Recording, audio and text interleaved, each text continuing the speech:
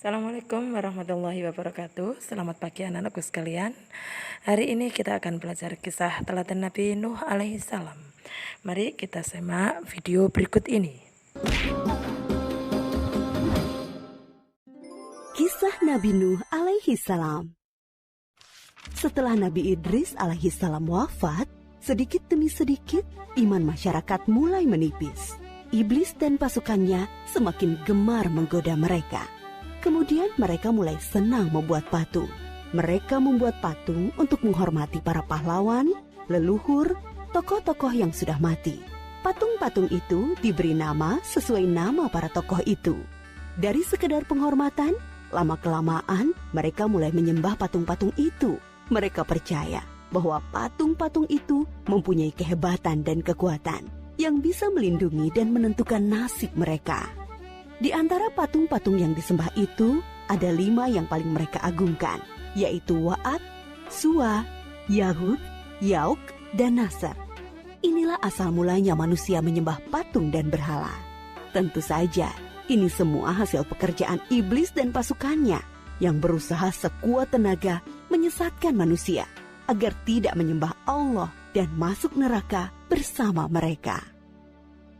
Allah tidak membiarkan manusia tersesat semuanya tanpa petunjuk. Maka Allah memilih Nuh alaihi salam untuk mengingatkan kaumnya agar mereka meninggalkan penyembahan dan berhala dan kembali menyembah Allah subhanahu wa ta'ala. Siapakah Nuh alaihi salam? Nuh adalah cucu dari Nabi Idris. Fisiknya kuat, terbukti dari umurnya yang sangat panjang, sekitar 1000 tahun. Hatinya mulia dan sabar luar biasa. Pikirannya juga sangat cerdas, rendah hati, soleh, dan taat kepada Allah. Nabi Nuh adalah Rasul Allah subhanahu wa ta'ala yang pertama. Sebelumnya, Allah hanya mengangkat nabi-nabi saja. Mulailah Nabi Nuh berdakwah kepada kaumnya.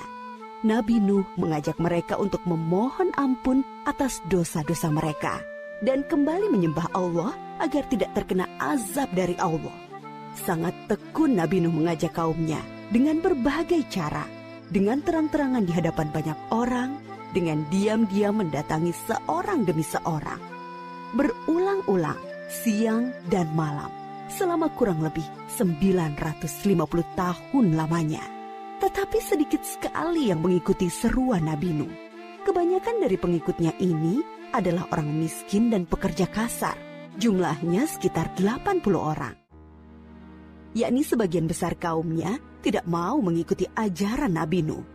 Mereka bersikap angkuh dan sombong dengan menutup rapat-rapat telinga mereka jika Nabi Nuh mulai berbicara untuk mendakwahi mereka.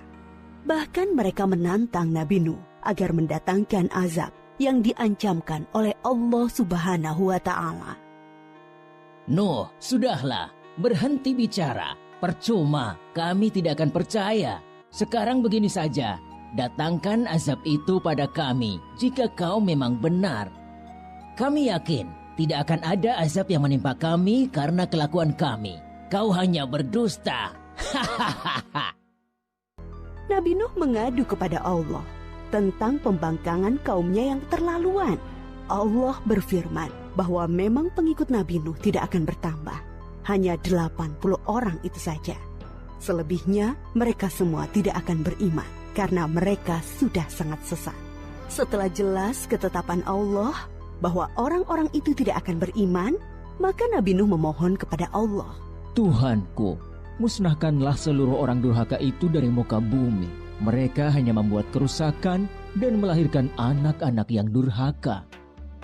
Kemudian Allah memerintahkan Nabi Nuh untuk membuat kapal yang besar. Pada masa itu ilmu perkapalan belum berkembang dengan baik. Allah mengajarkan ilmu itu kepada Nabi Nuh. Maka Nabi Nuh bersama pengikutnya membuat kapal besar terbuat dari kayu. Kayu itu didapati dari pohon-pohon di hutan di sekitar mereka. Ejekan kaum Nabi Nuh semakin menjadi-jadi. Melihat pembuatan kapal itu terasa aneh bagi mereka.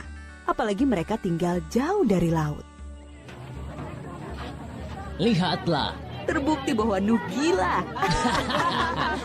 apa itu? Bikin kapal ya? Untuk berlayar di hutan.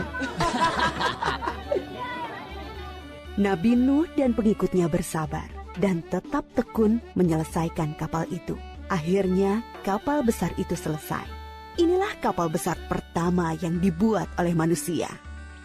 Kemudian Allah memerintahkan untuk mengumpulkan binatang-binatang sepasang-sepasang, jantan dan betina. Semua diangkut ke dalam kapal bersama orang-orang beriman. Semua keluarga Nabi Nuh, termasuk yang diangkut ke dalam kapal, kecuali istri dan salah satu anaknya, Kan'an. Mereka tidak mau masuk ke dalam kapal. Mereka tidak beriman dan termasuk orang durhaka. Sementara itu, langit menjadi gelap. Angin bertiup kencang, petir menggelegar. Hujan turun sangat lebat. Dari dalam tanah memancar air yang semakin deras. Juga dari dalam rumah-rumah penduduk, dari dapur-dapur mereka. Dengan cepat, air membanjiri bumi. Makin lama makin tinggi, menenggelamkan rumah, pohon-pohon, dan tentu saja orang-orang di luar kapal Nabi Nuh. Ketika Nabi Nuh melihat sekelilingnya dari atas, tampak putranya, Kan'an, sedang menyelamatkan diri dari banjir. Karena kasih sayangnya kepada anaknya, Nabi Nuh berseru, Anakku sayang, masuklah ke dalam kapal ini. Tidak ada yang bisa selamat dari azab ini kecuali yang berada di dalam kapal. Tidak, ayah. Aku akan memanjat bukit yang tinggi. Pasti aku akan selamat. Tiba-tiba datang gelombang besar dan Kan'an tidak terlihat lagi. Dia termasuk yang dibinasakan. Nabi Nuh sangat sedih, tetapi beliau menerima keputusan Allah. Di dalam kapal, Nabi Nuh bertasbih, memohon ampun dan berdoa tidak henti-hentinya bersama orang-orang beriman. Setelah beberapa hari, Allah memerintahkan bumi untuk menelan banjir itu.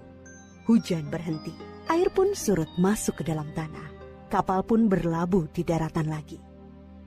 Orang-orang beriman keluar dari kapal dengan tetap bertasbih. Syukur yang tiada terkira. Mereka memulai hidup baru tanpa gangguan orang-orang kafir yang sudah tenggelam, dibinasakan Allah karena kesesatan mereka.